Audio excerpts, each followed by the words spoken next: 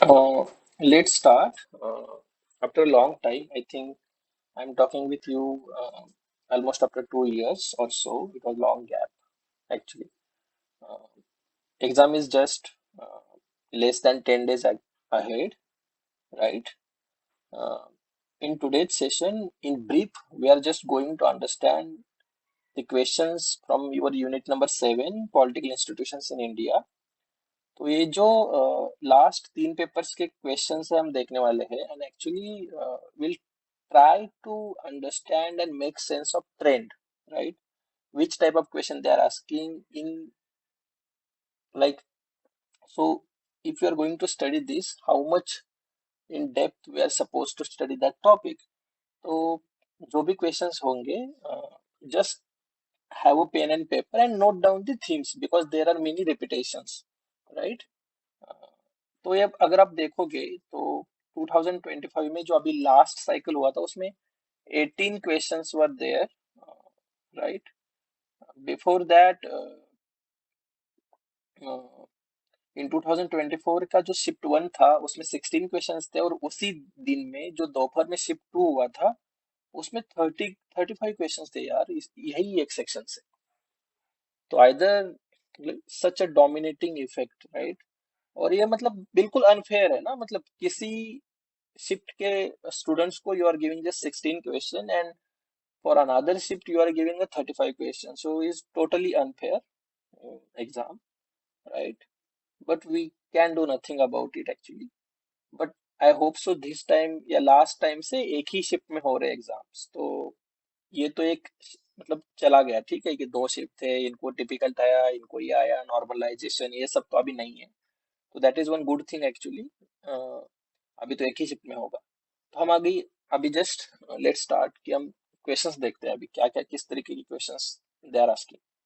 तो ये जो पहला पॉइंट था कि making of the Indian constitution, यहाँ पे कॉलोनियलिज्म, अपना जो भी इंडियन नेशनल मूवमेंट का जो भी हेरिटेज है, तो बहुत ही इजी और डुएबल क्वेश्चंस है यहाँ से। अ, मतलब देखो अभी ये कंस्ट्रक्टिव प्रोग्राम कब लॉन्च किया था, ठीक है। We are not going to discuss answers in this session, just note down the themes कि ईयर पूछा है, ठीक है, कंस्ट्रक्टिव प्रोग्राम कब स्टार्ट किया था। उसके बाद separate representation to Muslim community कब दिया था, ठीक है। तो ये भी सॉर्ट ऑफ ईयर पूछा है, ठीक है। उसके बाद which year Burma was bifurcated from British India, ठीक है। या अगेन ईयर पूछा है, ठीक है। और बर्मा 1935 का एक्ट जो है वो इम्पोर्टेंट बन जाता है, उसके पहले 1909 का एक्ट होता है वो इम्पोर्टेंट बन जाता है, ठीक है। ये भी सॉर्ट ऑफ इजी क्वेश्चन था, ठीक है।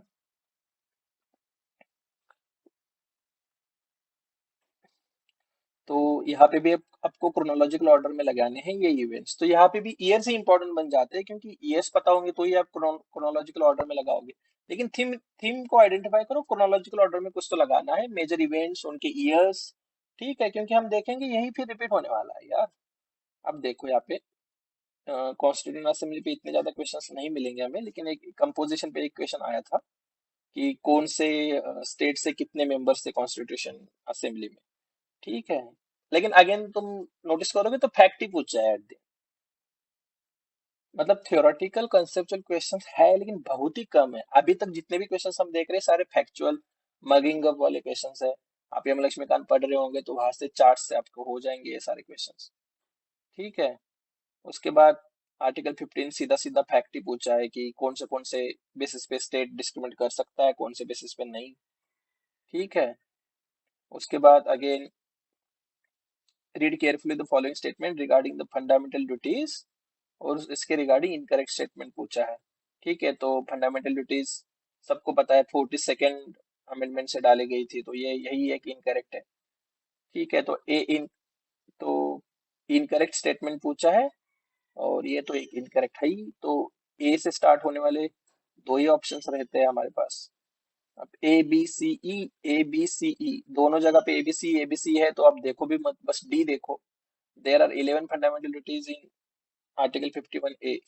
अगर आपको ये फॉर श्योर पता होगा कि कितने हैं तो it will be easier for you, ठीक है। तो अगेन डीपीएसपीस को क्रोनोलॉजिकली ऑर्डर में, मतलब डीपीएसपीस के बेसिस पे ये कुछ एक्ट्स है, राइट? और उनको क्रोनोलॉजिकल ऑर्डर्स में लगाना है। तो अगेन फैक्ट, ठीक है। उसके बाद देखो, सीधा सीधा आर्टिकल पूछा है, आर्टिकल 29, राइट? माइनॉरिटीज के रिलेटेड जो भी ये कुछ प्रोविजंस है, कौन से आर्टिकल से है। इसके पहले फिर से देखोगे आप तो इक्वेलिटी ऑफ अपॉर्चुनिटी, आर्टिकल 16 पूछा है, ठीक है। तो सीधा सीधा फैक्ट्स ही पूछ रहे हैं, पॉलिटी में ज्यादा कुछ कहाँ से क्या बोरो किया है। अगर आप इस बात देखोगे तो फंडामेंटल राइट्स में इमरजेंसी के टाइम जो फंडामेंटल राइट्स को हम सॉर्ट ऑफ सस्पेंड करते हैं पूछा है। नेक्स्ट टाइम पूछ सकते हैं और भी कुछ कुछ प्रोविजंस कहाँ से क्या बोरो किया है, एक बहुत अच्छा चार्ट है लक्ष्मीकांत में, वो आप कर सकते हो, ठीक है। उसके बाद यही सब देखोगे आपकी मोस्टली जस्टिसेबल राइट्स कौन सा है कौन से नहीं है। अगेन देखो क्रोनोलॉजिकल ऑर्डर, ठीक है। तो ये सारे ऐसे ही क्वेश्चंस मिलेंगे आपको। अब थोड़े से देखोगे कुछ कुछ क्वेश्चंस थियोरेटिकल है या अंडरस्टैंडिंग पे है, जैसे कि कॉन्स्टिट्यूशनलिज्म का मीनिंग पूछ लिया, बेसिक स्ट्रक्चर का आउटकम पूछ लिया, ठीक है। These are some theoretical good questions actually. Constitutional government का मतलब क्या है, फिर से अब देखो ऊपर कॉन्स्टिट्यूशनल गवर्नमेंट, यहाँ पे भी कॉन्स्टिट्यूशनल गवर्नमेंट रिपीट होगा और भी आएगा ये क्वेश्चन, ठीक है। 42nd अमेंडमेंट कब इनेक्ट किया था, ठीक है। फिर से देखो क्रोनोलॉजिकल ऑर्डर आगे। तो ये रिपीटेड थीम्स है, राइट? सो मतलब जो यूपीएससी की प्रिपरेशन कर रहे हैं या कोई कॉम्पिटेटिव एग्जाम्स की प्रिपरेशन कर रहे हैं, उनके लिए M Laxmikanth is good source. उसमें भी जो चार्ट्स दिए हैं हर एक टॉपिक में या टॉपिक के एंड में। और अगर जो लोग नहीं पढ़ाई कर रहे यूपीएससी की, तो उनके लिए बेस्ट सोर्सेज ओनली आईएएस या पीडब्ल्यूडी आईएएस का जो उड़ान करके एक ऑनलाइन अवेलेबल है फ्रीली उनके वेबसाइट पे। 133 या 150 पेज के अराउंड वो होगा एक बुकलेट, वो अच्छे से करके जाइए, सारे क्वेश्चन हो जाएंगे आपके, ठीक है। एग्जीक्यूटिव के ऊपर भी ऐसे ही कि प्रेसिडेंशियल फॉर्म ऑफ गवर्नमेंट के क्या क्या फीचर्स है, पार्लियामेंट्री फॉर्म ऑफ गवर्नमेंट के क्या क्या फीचर्स है। अम, किसी एक पर्टिकुलर पीएम या प्रेसिडेंट पे क्वेश्चन आ रहे हैं, जैसे कि यहाँ पे कि कौन से प्रेसिडेंट ने मतलब एक्चुअली प्रेसिडेंट किसको अपना रिजिग्नेशन लेटर देता है, तो वाइस प्रेसिडेंट को देता है, ठीक है। उसके बाद अगेन इंडियन पॉलिटिकल सिस्टम पे एक थ्योरेटिकल क्वेश्चन आ गया। उसके बाद इंडिया के कौन प्रेसिडेंट थे जिन्होंने न्यूली रिस्टोर्ड सोमनाथ टेम्पल का इनॉग्रेशन किया है, या after Jawaharlal Nehru which one of the following prime minister became a third time in a row after completing the two full terms, ठीक है। तो इस टाइप के थोड़े फैक्चुअल क्वेश्चंस है। पीएम को क्रोनोलॉजिकल ऑर्डर से लगाना है, तो अब पीएम को क्रोनोलॉजिकल ऑर्डर से लगाना है, तो यहाँ से हमें क्या सीखने को मिलता है? पूछ सकते हैं प्रेसिडेंट को भी क्रोनोलॉजिकल ऑर्डर से लगाओ, पूछ सकते हैं वाइस प्रेसिडेंट को क्रोनोलॉजिकल ऑर्डर से लगाओ, पूछ सकते हैं स्पीकर ऑफ पार्लियामेंट को क्रोनोलॉजिकल ऑर्डर से लगाओ, ठीक है। तो ऐसे थीम्स उठाने हैं हमें यहाँ से। आज की इस सेशन का पर्पज यही है कि थीम्स को आइडेंटिफाई करना है, ठीक है। वो पूछ सकते हैं कि इलेक्शन कमिश्नर जो भी थे इंडिया के, उनको क्रोनोलॉजिकल ऑर्डर से लगाओ। पूछ सकते हैं कि यूएन के जो भी जनरल सेक्रेटरी है उनको क्रोनोलॉजिकल ऑर्डर से लगाओ, क्योंकि इस टाइप के ही क्वेश्चन देखने को मिल रहे हैं आजकल। देखो पूछ रहे प्रेसिडेंट और उनका टीनर, तो यही तो है क्रोनोलॉजिकल ऑर्डर से लगाओ, ठीक है। उसके बाद पार्लियामेंट के ऊपर देखो कि कौन सा, मतलब राज्यसभा में जो भी सीट्स है उनका डिस्ट्रीब्यूशन पे पूछा है, तो अगेन कंप्लीटली फैक्चुअल क्वेश्चन। उसके बाद ये राज्यसभा का पर्टिकुलर प्रोविजन कौन सा एक्ट में है, ठीक है। उसके बाद 52nd कॉन्स्टिट्यूशनल अमेंडमेंट का ईयर, ठीक है। तो मतलब सारे ऐसे ही अमेंडमेंट्स की ईयर, अब 42nd को आया था, अभी 52nd का आया है, तो रिपीटेशन ऑफ थीम्स आपको देखने को मिलेगा, ठीक है। अब देखो यहाँ पे, who was the speaker of Lok Sabha during the Janata party reason, तो इसके लिए आपको स्पीकर की क्रोनोलॉजी पता होनी चाहिए, ठीक है। तो ऊपर प्राइम मिनिस्टर पूछा था, तो मैंने उसी टाइम कहा था कि स्पीकर भी पूछ सकते हैं या इसके ऊपर भी पूछ सकते हैं।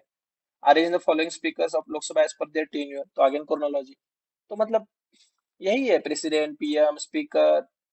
अब तो आजकल तो ये मुझे, मैंने क्वेश्चंस कुछ कुछ देख रहा था, तो सार्क के डायरेक्टर जनरल सेक्रेटरीज को भी क्रोनोलॉजिकल ऑर्डर से लगाओ।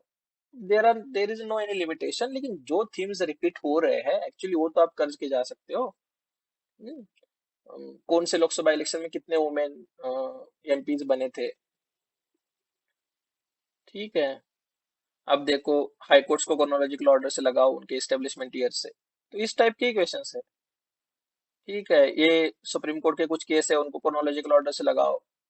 ऐसे सब फालतू के क्वेश्चन जो है, फालतू की इन द सेंस, आप एक असिस्टेंट प्रोफेसर का एग्जाम ले रहे हो, आप एक पीएचडी करने वाले बच्चों का एग्जाम ले रहे हो, और आप वहाँ पे सब मगिंग वाले, फैक्चुअल और एकदम रट्टा मारने वाले क्वेश्चंस पूछ रहे हो, जिसका कोई लेना देना नहीं है पढ़ाने के स्किल से।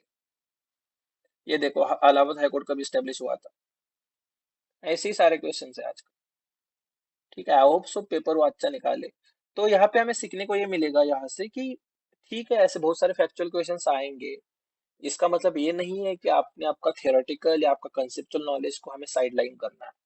क्योंकि ऐसे अनसर्टिनिटी में वही कुछ क्वेश्चंस हो जाते हैं जो 100% आपके श्योरली करेक्ट आएंगे, जिनका थियोरेटिकल या जो कंसेप्चुअल अंडरस्टैंडिंग अच्छा होगा, वहां पे कुछ मिस्टेक्स नहीं करनी है, क्योंकि ये फैक्चुअल क्वेश्चन पे मिस्टेक्स हो सकते हैं एंड इट्स वैलिड, यहाँ पे मिस्टेक्स हो जाए, लेकिन वहां पे कुछ मिस्टेक्स नहीं करने हैं। और फैक्चुअल में भी आपको थोड़ा बहुत देखना पड़ेगा कि पॉलिटी के फैक्ट्स तो एक्चुअली इजी है कंपेयर टू आईआर में जो पूछ रहे हो लोग। ठीक है, तो ये 1987 का नालसा का जो भी है लोक अदालत वाला, तो ये कुछ कुछ फैक्ट्स ठीक है, तो भी हम रश्मिकांत में या उड़ान में दिए हुए हैं, आप लोग कर सकते हो। ऑल इंडिया सर्विसेज मतलब फैक्ट्स है, लेकिन ये इजी फैक्ट्स है, लेकिन आईआर में तो कुछ भी पूछ रहे हो लोग। Chief minister of two states कौन बना था? तो ये पहले यूपी था, यूपी के भी चीफ मिनिस्टर बने थे, और बाद में उत्तराखंड यूपी से अलग हुआ तो एनडी तिवारी जो थे उत्तराखंड के भी चीफ मिनिस्टर बन गए थे, तो वो क्वेश्चन है। ठीक है, तो इसी टाइप के क्वेश्चंस आपको देखने को मिलेंगे। देखो, who was the chief minister की उनको आर्टिकल 356 का यूज करके निकाला गया था। ठीक है, आपको ये पता होगा कि एनटी रामाराव जो थे, वो अपने मेडिकल इश्यूज के कारण बाहर गए थे, और उनको यहाँ पे उनका गवर्नमेंट डिसॉल्व कर दिया था। हो सकता है एनएस नंबूदिरिपाद को भी केरला से हटाया गया था जब वो चीफ मिनिस्टर थे। तो फर्स्ट टाइम पूछ रहे हैं ये लोग। ठीक है। तो आप देख लीजिए, मतलब तमिलनाडु का फर्स्ट चीफ मिनिस्टर कौन था, ऐसे सारे क्वेश्चन है। देखो, मतलब एक आई थिंक कि चीफ मिनिस्टर का कुछ लेके गए होंगे फैक्ट्स शीट, वहां से ही दो चार क्वेश्चन बना दिए एक ही शिप में, एक ही टाइम पे। फेडरलिज्म के ऊपर देखो आप कि कौन सा स्टेट कब बना है, क्रोनोलॉजी पूछी है। ठीक है, अगेन प्रेसिडेंट रूल कौन से स्टेट में कब था। यार मतलब इसका क्या पर्पस बनता है पता नहीं। ठीक है, उसके बाद ये कुछ थोड़ा कंसेप्चुअल है। ठीक है भाई, फेडरलिज्म के फीचर्स क्या है इंडियन कॉन्स्टिट्यूशन में, या इस टाइप के क्वेश्चन एक्चुअली होने चाहिए, थोड़े बहुत अंडरस्टैंडिंग को जो भी लोग।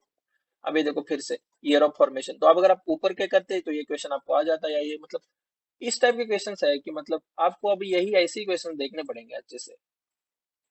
हम्म कॉन्करेंट लिस्ट कहाँ से बोरो किया है, अब ऊपर देखा हमने कि फंडामेंटल राइट्स को इमरजेंसी के टाइम सस्पेंड कर दिया, वो प्रोविजन कहाँ से बोरो किया है। तो ऐसे ही कॉन्करेंट लिस्ट कहाँ से बोरो किया है, तो आप देख लीजिए, बहुत ही कम प्रोविजन है ऐसे। एक लिस्ट है जो जो इंपॉर्टेंट प्रोविजन है, फंडामेंटल राइट्स कहाँ से लिया है, ये लिबर्टी इक्वालिटी फ्रेटर्निटी कहाँ से लिया है, राज्यसभा का जो भी इलेक्शन का मेथड है वो कहाँ से लिया है, प्रेसिडेंशियल या वाइस प्रेसिडेंट का पोस्ट कहाँ से लिया है। तो इस टाइप के जो क्वेश्चंस है, असेंडिंग ऑर्डर में लगाना है इन कमिटीज को। सेंटर स्टेट रिलेशंस पे जो ये कमिटीज आई थी, हो सकता है फिर नेक्स्ट टाइम पूछे लोकल पंचायत पे जो कमेटी आई थी उनको लगाओ। तो यही कुछ क्वेश्चंस है। देखो, ईयर ऑफ फॉर्मेशन और स्टेट का क्वेश्चन 3 बार आ गया, 3 बार क्वेश्चन आया है यही क्वेश्चन, अलग अलग स्टेट्स पूछे हैं। ठीक है।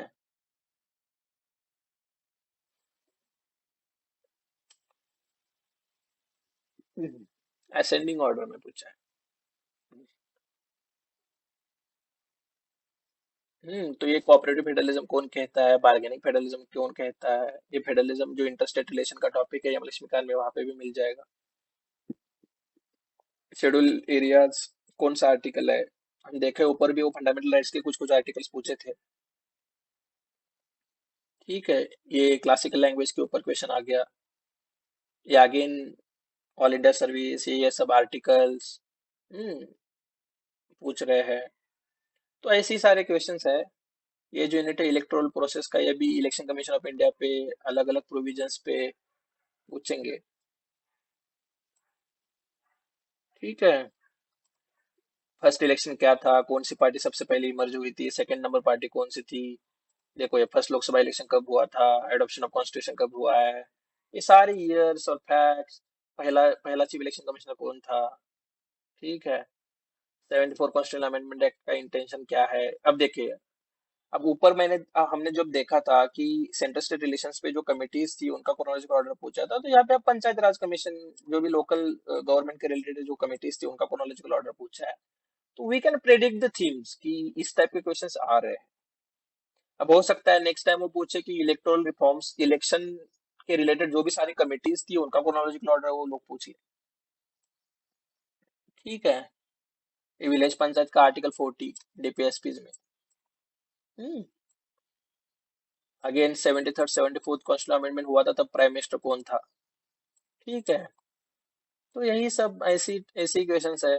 स्टैट्यूटरी बॉडीज पे भी नीति आयोग या NITI Aayog is not statutory body, it is a completely executive body, but sort of ऐसी सब क्वेश्चंस है। सस्टेनेबल डेवलपमेंट गोल्स का आप सबको पता है, नीति आयोग के पास वो है। या ये अलग अलग कैग को कौन, यूपीएससी के चेयरपर्सन को कौन अपॉइंट करता है, ऐसे सारे फैक्ट्स। ठीक है। चेयरमैन ऑफ 15 फाइनेंस कमीशन कौन है, फाइनेंस कमीशन का आर्टिकल कौन सा है। Planning commission to NITI Aayog कब कन्वर्ट हुआ था। ठीक है।